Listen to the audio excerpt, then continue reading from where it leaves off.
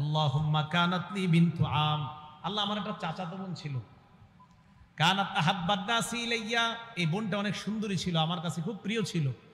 তো ফারাদতুহা আন নাফসিহা, আমি তার সাথে অপকর্ম করতে চাইলাম। নাউজুবিল্লাহ বলেন, আবার বলেন নাউজুবিল্লাহ। আমার একটা চাচাতো বোন ছিল এরকম। তো বলতেছে ফামতানাত মিন্নি, আমি আমার বোনটাকে বললাম তুমি আমার সাথে, অনেক ছোট ছোট বাচ্চারা আছে আপনারা বুঝে নেন। তো যাই হোক, এই প্রস্তাব দেওয়ার পর তখন আমার বোনটা রাজি হলো না। হাত্তা আলাম্মাত বিহা সানাতুম মিনাস সিনিনা, একবার কি হলো, 1 বছর দেশে দুর্ভিক্ষ লাগলো। এই দুর্ভিক্ষের কারণে আমার বোনের উপরে গজব লাগছে, মানে অভাব অনটন দেখা দিছে, টাকা পয়সার অভাব লাগছে। ফাজাআতনি, আমার কাছে আসছে, আইসা কয় আমার কিছু টাকা পয়সা দিয়ে সাহায্য করো। ফাআতাইতুহা 20 ওয়া 100 দিনার, আমি তাকে 120 দিনার স্বর্ণ মুদ্রা দিলাম। আলা আন তুখাল্লিয়া বাইনি ওয়া বাইনা নাফসিহা, এই শর্তে আমার সাথে ওই কর্মটা করতে রাজি হতে হবে। বলেন নাউজুবিল্লাহ। ইনতালাকা সালাসাতু রাহতিম মিম্মান কানা ক্বাবলাকুম, আল্লাহ নবীর আল্লাহ নবী বলেন অতীত জামানার 3 ব্যক্তির ঘটনা আমাদেরকে শোনায়। নবীজি বলেন অতীত জামানায় 3 ব্যক্তি রাতের বেলা বের হয়, বের হওয়ার পর হাঁটতে হাঁটতে রাত গভীর হয়ে গেছে। তারা 3 জন চিন্তা করলো কি করা যায়, এত রাত বাসায় যাওয়া সম্ভব না, কোথাও আমরা রাতটা কাটানোর পর সকালবেলা আমরা বাসায় দিয়ে রওনা করব। যে নিয়ত ফাআউল মাবিতা ইলা গারিন ফাদাখালুহু, একটা গুহার মধ্যে তারা ঢুকছে রাত কাটানোর জন্য।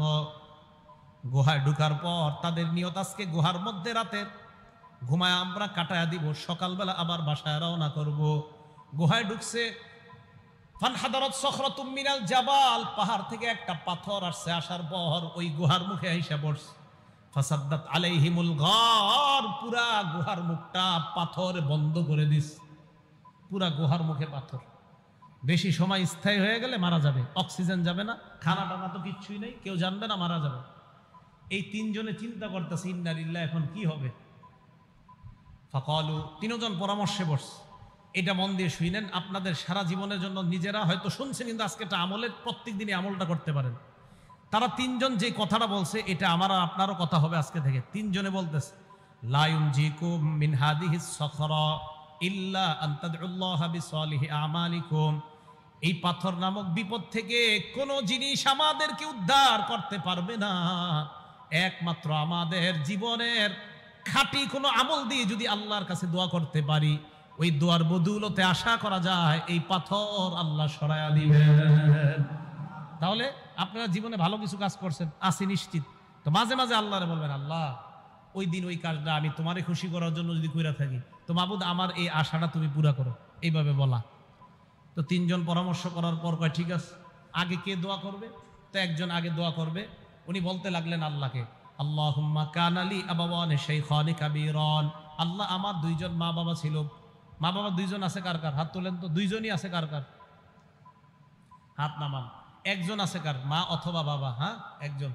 হ্যাঁ, আচ্ছা, আমরা তো একটু কপাল খারাপ যারা আমাদের 1 জন, আর যাদের 2 জন আছে আপনাদের কপাল অনেক ভালো, এখনো ভাগ্য অনেক ভালো। হ্যাঁ, এজন্য ওনারা থাকতেই জান্নাত কামাই করেন, ওনারা থাকতেই জান্নাত কামাই করে নেন, চলে গেলে কিন্তু আর পাবেন না সুযোগ। একদম বুঝে আসবে, বিশ্বাস করেন, থাকতে বুঝে আসবে না, চলে গেলে বুঝে আসবে, সত্যি কথা। রাসূল আকরাম সাল্লাল্লাহু আলাইহি সাল্লাম বলেন, ওই ব্যক্তি বলতে লাগলেন আল্লাহুম্মা কানালি আবাওয়ানি শাইখানি কাবীরান, মাবুদ আমার মা বাবা বৃদ্ধ বৃদ্ধা। 3 ভাই ঢাকার শহরে থাকে, 3 ভাইয়ের মধ্যে 1 ভাইয়ের কাছে মা বাবা থাকে, বাকি 2 জনের কাছে থাকে না। ওই 2 জনের বিবি আর ওই 2 জন চিন্তা করে বাঁচাইছে আল্লাহ, আব্বা আম্মাডারে ওইটার সাথে দিয়ে দিস, আমগো 2 জনরে আল্লাহ বাঁচাইছে। না না, আপনাদের 2 জনকে আল্লাহ ঠকাইছে, বাঁচায় নাই। আপনাদের এই মানসিকতা যে আমগো 2 জনের সাথে আব্বা আম্মা নাই, ওটার সাথে আছে কামরাঙ্গিচর বাসা ভাড়া নিয়ে থাকে, ওইটা আমরা 2 জন লালবাগ আছি, আল্লাহ বাঁচাইছে রে, আব্বা আম্মা ওখানে আছে, ওষুধপাতি যা আছে ওর কাঁধে দিস, ওর কাঁধে দেন নাই, ওরে আপনারা জান্নাতে যাওয়া সহজ করে দিয়েছেন। আপনারা জিতে যান নাই, হেরে গেছেন, সত্যি কথা। তো বলতেছে আল্লাহ আমার আব্বা আম্মা 2 জন আছে, কুনতুলা আগবিকু ক্বাবলাহুমা আহলান আও মালা, আল্লাহ আমি প্রতিদিন দুধ দহন করতাম, করার পর আব্বা আম্মার আগে আমি আমার পরিবারের কাউকে দুধ দিতাম না, দাস দাসী কেউ দিতাম না। বাসায় আনার পর আগে আব্বা আম্মারে খাওয়াইতাম, এরপর অন্যদেরকে দিতাম। এই কথা বলার পর আল্লাহকে বলতে লাগলেন, ফানা আবি ফি তলাবি শাইইন ইয়াওমা, একদিন আমি একটা প্রয়োজনে অনেক দূরে চলে যাই, যাওয়ার পর ফালাম উরিহ আলাইহিমা হাত্তা নামা, আসতে আসতে দেরি হয়ে যায়, রাতের বেলা এসে দেখি আব্বা আম্মা ঘুমায় গেছে। আমি দুধ দহন করলাম, হালাবতুলাহুমা গবুকহুমা, মা বাবার জন্য দুধ দহন করার পর তাদের কাছে আসলাম, ওয়াজাতুহুমা নাইমাইন, আসার পর দেখলাম তারা ঘুমায়। কারিহতু আন আগবিকা ক্বাবলাহুমা আহলান আও মালা, আমি আমার আব্বা আম্মার পূর্বে পরিবারের কাউকে দুধ দেওয়াটা অপছন্দ করলাম। আমি চিন্তা করলাম কি করা যায়। ফালাবিস্তু ওয়াল কদাহ আলা ইয়াদাইয়া আনতাজিরু ইস্তিকাজিহিমা, আমি সারা রাত মা বাবার সামনে দাঁড়ায় রইলাম, জাগ্রত হওয়ার অপেক্ষায়। দুধের পেয়ালা আমার হাতের মধ্যে রাখলাম, দুই হাতের মধ্যে পেয়ালা নিয়ে আমি দাঁড়িয়ে রইলাম। হাত্তা বারাকাল ফাজরু, ফজরের সময় যখন হয়ে যায়, আব্বা আম্মা জাগ্রত হওয়ার পর সারিবা গাবু কহুমা, আমার আব্বা আম্মা আমার থেকে দুধ নিয়ে দুধ পান করেছে। মাবুদ সারা রাত মা বাবার জন্য দাঁড়ায় ছিলাম। ইন কুনতু ফাআলতু যালিকা ইবতিগা ওয়াজহিক, আমি যদি এই কর্মটা তোমাকে খুশি করার জন্য করে থাকি আল্লাহ, ফাফাররিজ আন্না মিন হাদিহি সখরাতি মা নাহনু ফিহি, আমাদের এই গুহার মুখ থেকে তুমি পাথর সরায়া দাও। আল্লাহ নবী বলেন, এই দোয়া করার সাথে সাথে তিনজন গুহার মুখের দিকে তাকায়, তাকায় দেখে আস্তে আস্তে গুহার মুখ থেকে পাথরটা সরে যায়। নবীজি বলেন হালকা সরছে, লা ইস্তাতিউনাল খুরুজ, বের হতে পারে না, এতটুকু সরছে মানে ফাঁকা হয়েছে, একটু বাতাস টাতাস আসে, কিন্তু বের হতে পারবে না। এবার দ্বিতীয় জন দোয়া করতে লাগলেন, উনি বলতে লাগলেন, আল্লাহুম্মা কানাতলি বিনতু আম, আল্লাহ আমার একটা চাচাতো বোন ছিল, কানাত আহাব্বান নাসি ইলাইয়া, এই বোনটা অনেক সুন্দরী ছিল, আমার কাছে খুব প্রিয় ছিল। তো ফারাদতুহা আন নাফসিহা, আমি তার সাথে অপকর্ম করতে চাইলাম। নাউজুবিল্লাহ বলেন, আবার বলেন নাউজুবিল্লাহ। আমার একটা চাচাতো বোন ছিল এরকম। তো বলতেছে ফামতানাত মিন্নি, আমি আমার বোনটাকে বললাম তুমি আমার সাথে, অনেক ছোট ছোট বাচ্চারা আছে আপনারা বুঝে নেন। তো যাই হোক, এই প্রস্তাব দেওয়ার পর তখন আমার বোনটা রাজি হলো না। হাত্তা আলাম্মাত বিহা সানাতুম মিনাস সিনিনা, একবার কি হলো, 1 বছর দেশে দুর্ভিক্ষ লাগলো। এই দুর্ভিক্ষের কারণে আমার বোনের উপরে গজব লাগছে, মানে অভাব অনটন দেখা দিছে, টাকা পয়সার অভাব লাগছে। ফাজাআতনি, আমার কাছে আসছে, আয়েশা কয় আমার কিছু টাকা পয়সা দিয়ে সাহায্য করো। ফাআতাইতুহা 20 ওয়া 100 দিনার, আমি তাকে 120 দিনার স্বর্ণ মুদ্রা দিলাম। আলা আন তুখাল্লিয়া বাইনি ওয়া বাইনা নাফসিহা, এই শর্তে আমার সাথে ওই কর্মটা করতে রাজি হতে হবে। বলেন নাউজুবিল্লাহ। ফাফালাত, সে রাজি হয়ে গেছে। রাজি হওয়ার পর হাত্তা ইযা কাদারতু আলাইহা, আমি যখন পরিপূর্ণ সুযোগ গ্রহণ করলাম, করার পর আমি যখন তার সাথে এই অন্যায় কর্মটা করব, বোনটা আমার দিকে তাকায় কয় লা উহিল্লু লাকা হাত্তা তাফুদ্দাল খাতামা ইল্লা বিহাক্কি, আমার মোহর ভাঙ্গার অনুমতি আমি তোমাকে দিতে পারি না, তোমার জন্য বৈধ মনে করি না। তুমি চাইলেই অপকর্মটা করতে পারো, তবে আমার মোহর আছে একটা, ওই মোহর আনা দিয়ে কোনো পুরুষ এখনো আমাকে বৈধ করে নাই, তুমিও বৈধ করো নাই। তুমি যদি মোহর আনা পরিশোধ করে বৈধ করতে পারো, তাহলে এটা হবে বৈধতার শুরুত।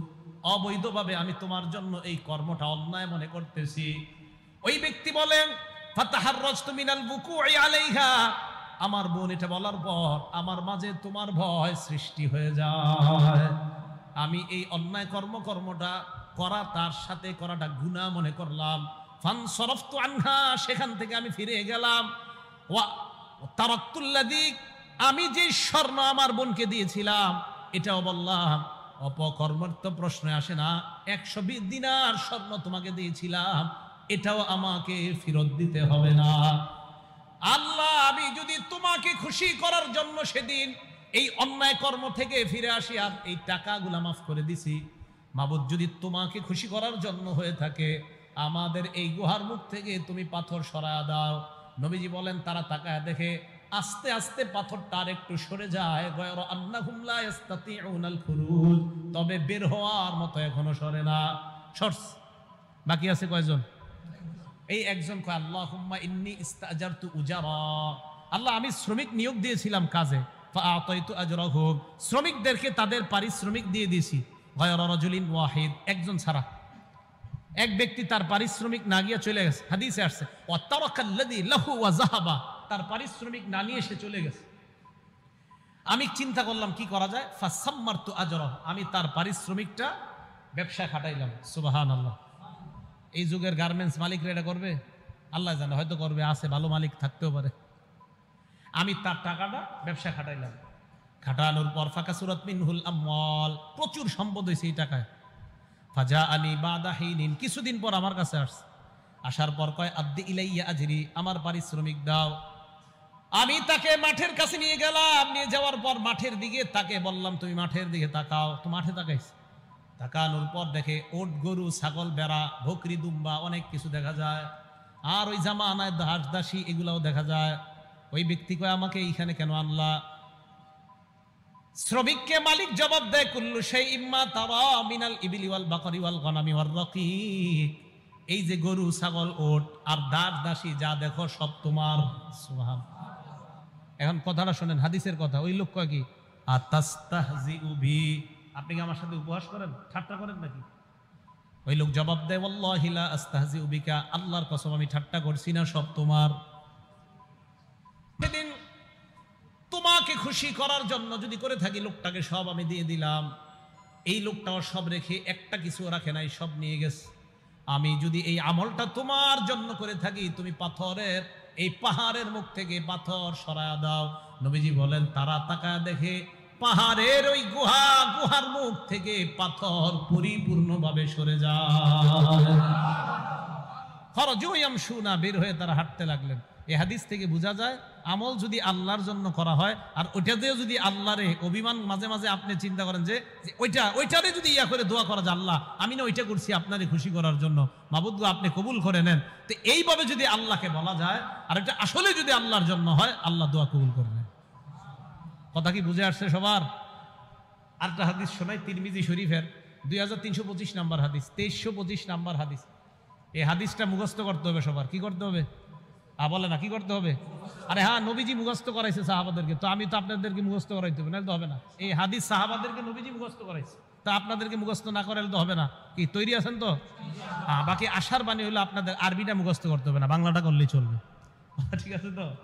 আরবিটা ওলামায়ে কেরাম ওনারা পারে, কিন্তু আপনারা যারা সাধারণ, আরবিটা দরকার নেই, আপনারা বাংলাটা। এখন আগে শোনেন হাদিসটা। নবীজি বলেন সালাসাতুন উকসিমু আলাইহিন্না, 3 ব্যক্তির ব্যাপারে তোমাদেরকে আমি শপথ করব। কয় ব্যক্তি? হ্যাঁ, এটা মুখস্থ করা লাগবে না, এটা তারপরে শোনেন খালি। এরপরে নবীজি বলে এই 3 ব্যক্তির কথা বলার পর আমি তোমাদেরকে একটা হাদিস বলবো, এই হাদিসটা সবাই মুখস্থ করবা। এখন আমিও আপনাদের সামনে 3 ব্যক্তির কথা প্রথমে বলবো, এরপর একটা হাদিস বলবো, এই হাদিস সবাই মুখস্থ করতে হবে। ঠিক আছে তো ইনশাআল্লাহ? নবীজি বলেন 1 নাম্বার, মা নাকস মালু আবদিন মিন সাদাকা, সদকা করলে সম্পদ কমে না। সুবহানাল্লাহ। আল্লাহ নবী কয় আল্লাহর কসম, সদকা করলে সম্পদ কমে না। 2 নাম্বার নবী বলেন মা যুলিমা আব্দুন মাজলিমাতান ফাসবারা আলাইহা ইল্লা যাদাহুল্লাহু ইজ্জা, আল্লাহর কসম কোন বান্দাকে যখন অত্যাচার করা হয়, জুলুম করা হয়, তার মর্যাদা আল্লাহ দিন দিন বৃদ্ধি করা হয়। এই হাদিসটা পড়ার পর আমাদের অনেক মুহতারামদেরকে নিয়ে আমি স্বপ্ন দেখতেছি, আমাদের অনেক শ্রদ্ধেয় ব্যক্তিত্বদেরকে নিয়ে স্বপ্ন দেখি, আর ডেলি আল্লাহর কাছে বলি আল্লাহ আপনার নবী কসম খায়া বলছে যারে যত বেশি জুলুম করা হবে তার মর্যাদা আপনি তত বাড়ান। আল্লাহরে বলি কিছু কথা তখন দিল থেকে, কি বলি কোন একদিন বলবো কি বলি। তো 2 নাম্বার, যাকে জুলুম করা হয় সে যদি ধৈর্য ধারণ করে তার মর্যাদা আল্লাহ বাড়ায় দেয়। অপেক্ষা থাকেন, একটু ধৈর্য ধরেন সবাই ইনশাআল্লাহ। 3 নাম্বার, ওয়ালা ফাতাহা আব্দুন বাবা মাসআলা, কোন ব্যক্তি যদি ভিক্ষার হাত বাড়ায়, কিসের হাত? ভিক্ষার, মানে ওর মনে করেন 400 মণ 300 মণ ধান পায়, এরকম ভিক্ষুক আমি চিনি যে ব্যক্তি 100 মণ 200 মণ ধান হয় তার, কিন্তু আপনার ওই একটা অভ্যাস হয়ে গেছে যে ভিক্ষা করুন। তো নবীজি বলেন ইচ্ছা করে যদি কেউ ভিক্ষার হাত বাড়ায়, ওরে মরণ পর্যন্ত আল্লাহ এই হাত পাতায় থাকবে, আল্লাহ মরণ পর্যন্ত ওর অভাব অনটনের দরজা বন্ধ করবে না, কোথাও না কোথায় তার অভাব লাগায় দিবে। এই 3টা শপথ করে বলার পর নবীজি কয় এখন তোমাদেরকে একটা হাদিস বলবো, এটা মুখস্থ করো। আগে আপনাদেরকে সংক্ষেপে মুখস্থ করায় হাদিসটা, পরে ব্যাখ্যা বলবো। আগে বাংলাটা মুখস্থ করেন। বলেন, যাকে আল্লাহ বিদ্যা এবং সম্পদ দিয়েছে, বলেন কত? 1 নাম্বার, যাকে আল্লাহ বিদ্যা এবং সম্পদ দিয়েছে। 2 নাম্বার, যাকে আল্লাহ শুধু বিদ্যা দিয়েছে, সম্পদ দেয় নাই, বলেন। 3, যাকে আল্লাহ সম্পদ দিয়েছে, বিদ্যা দেয় নাই। 4, যাকে আল্লাহ সম্পদও দেয় নাই, বিদ্যাও দেয় নাই।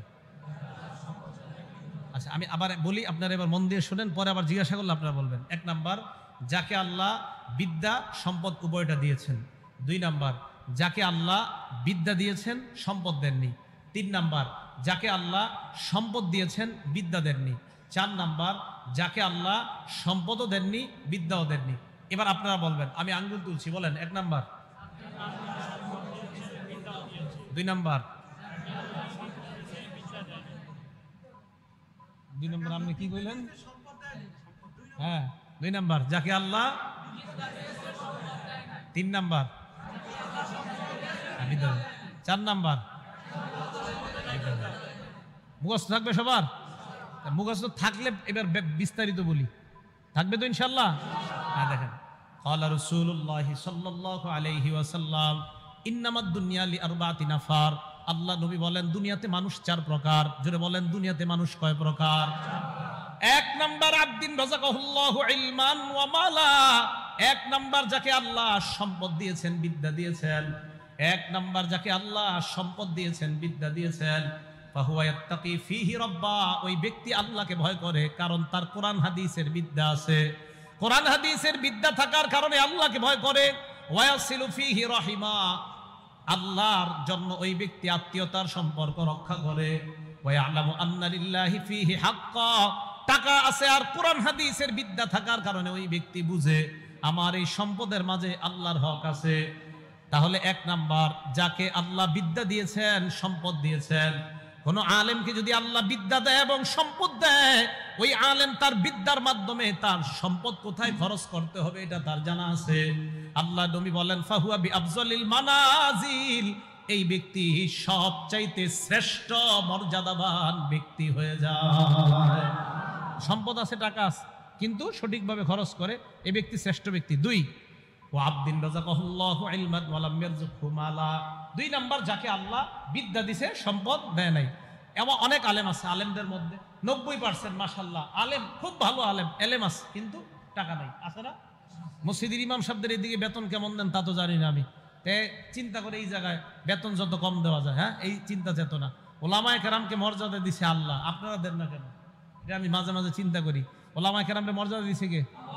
আরো জোরে কোন, কে দিছে? আল্লাহ দিছে। এই জায়গায় আমরা যারা আছি, ইনশাআল্লাহ আমরা ইমানদার না? আর ইমানদার কিনা? আল্লাহ সূরা মুজাদালায় বলে, ওয়ারফাইল্লাহুল্লাযীনা আমানু মিনকুম। এই জায়গায় আপনারা যারা ইমানদার, আপনাদের মর্যাদা আল্লাহ বাড়ায়। ইমানদারদের মর্যাদা কে বাড়ায়? আবার ইমানদারদের মর্যাদা কে বাড়ায়? এটা করার কারণ আছে, একটু বলতেছি। বলেন, এই জায়গায় যারা আমরা ইমানদার, আমাদের মর্যাদা বাড়ায় কে? আবার এই জায়গায় যারা ইমানদার, আমাদের মর্যাদা বাড়ায় কে? আচ্ছা, এই ইমানদারদের মাঝে আলেম আসেনি? এবার আল্লাহ কয়, ওয়াল্লাযীনা উতুল ইলমা দারাজাত। তোমাদের ইমানদারদের মধ্যে যারা আলেম, তাদের মর্যাদা আরো অনেক উঁচু স্তরে আল্লাহ বেড়ায় দেয়। তো আলেমদের মর্যাদা আল্লাহ দিছে, আপনারা দেন না কেন? ইমাম সাহেবের বেতন বাড়াইতে প্রত্যেক মাসে কি যে এক ঝামেলা। হ্যাঁ, তাহলে ইমাম সাহেবের বেতন বাড়াইতে গেলে একটা পুরা মিটিং বসে, সপ্তাহব্যাপী মিটিং হয় না। 500, 1000 কি কয়? আরে 500 বাড়াও, 1000 এটা ঠিক না। 500 বাড়াও, 500ই তো হয়, 1000 কেমনে বাড়ায়? এটা নিয়ে মিটিং চলতে থাকে, পুরো 1 মাস চলে যায়। কি এক ঝামেলা। ওলামায়ে কেরাম, যার আখেরাত, আপনার যার আখেরাত ইমাম সাহেবের উপরে নির্ভর করে, আপনার আখেরাত শুদ্ধ না অশুদ্ধ, ওনার নামাজ ঠিক তো আপনার নামাজ ঠিক। ইমাম সাহেব সামনে দাঁড়ায়, আপনার আখেরাতের পুরা দায়িত্বটা নিয়ে ইমাম সাহেব সামনে দাঁড়ায়। কিভাবে এরকম কিপটামি আর কৃপণতা করেন যে ওনার বেতন বাড়াইতে গেলে 7 দিন আর 15 দিন মিটিং করেন? আপনার তো লজ্জা থাকা দরকার। যার আখেরাত নির্ভর করছে যে ইমামের উপর, ওনার ব্যাপারে মিটিং করতে হবে কেন? আমি খুব লজ্জা পাই এই বিষয়গুলো। যেই ইমাম সাহেবের, ওনার কারণে আপনার আখেরাত, উনি সামনে দাঁড়ায়, আপনার আখেরাতের পুরো দায়িত্বটা নিয়ে সামনে দাঁড়াচ্ছে। একজন ইমাম হ্যাঁ, আপনি জানেন আমি সামনে সাধারণত ভয়ে দাঁড়াইতে চাই না, সামনে যে দাঁড়াই না কেন, পিছনে হাজার হাজার মানুষের দায়িত্ব এটা। কিন্তু আমি মাঝে মাঝে ইমামদেরকে নিয়ে চিন্তা করি, একজন ইমাম কতগুলা মানুষের আখেরাতের দায়িত্ব নিয়ে সামনে দাঁড়ায়, ওনার ক্ষেত্রে মুসল্লিদের মধ্যে আমরা কি পরিমাণ চিন্তা চেতনা আর যে কত টেনশন ইমাম রে নিয়া, নাউজুবিল্লাহি মিন যালিক। বলেন ইমামদেরকে সম্মান করবো তো ইনশাআল্লাহ? সম্মান করেন। সম্মান কেন সম্মান করবেন জানেন? ইমাম যেই জায়গায় দাঁড়ায় ওই জায়গায় দাঁড়ায় নবীজি ইমামতি করতেন। হ্যাঁ বলেন, ইমাম যেই জায়গায় দাঁড়ায় সেখানে দাঁড়ায় ইমামতি কে করতেন?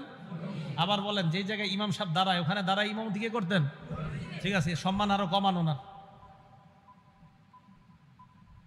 যদি বুঝলেন তো ভালো কথা, না বুঝলে আর বুঝানো যাবে না। নবীজি যেখানে দাঁড়িয়ে নামাজ পড়াইতেন সেখানে ইমাম দাঁড়ায় নামাজ পড়ায়। আবার বলছি, নবীজি যেখানে দাঁড়িয়ে নামাজ পড়াইতেন এখানে ইমাম দাঁড়িয়ে নামাজ পড়ায়। তো ওনার সম্মান কিভাবে দিবেন আমি আর বুঝাইতে পারছি না, শুধু একটুকুই বললাম।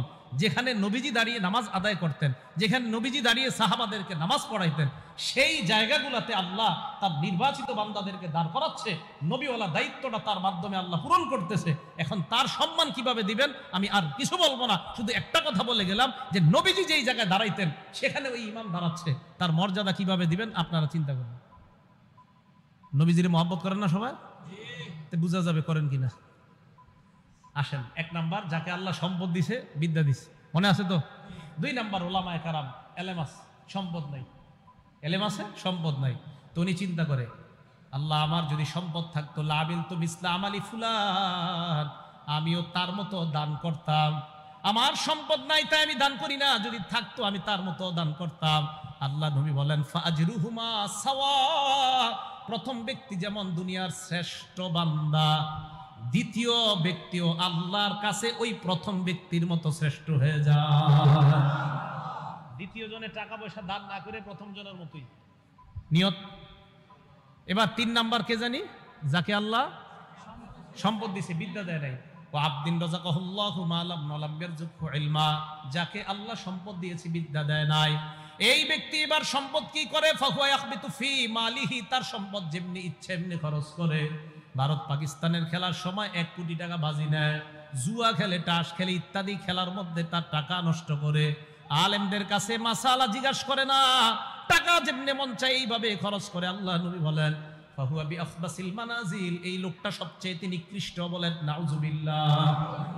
4 নাম্বার, যাকে আল্লাহ সম্পদ দেয় নাই, বিদ্যা দেয় নাই, পোড়া কপাল, সম্পদ নাই, বিদ্যাও নাই, এই ব্যক্তি নিয়ত করে আমার যদি টাকা থাকতো লামিল তুমি ইস্তামালি ফুলান, ওই ব্যক্তির মতো আমিও 42 ইঞ্চি একটা ডিবি কিনতাম।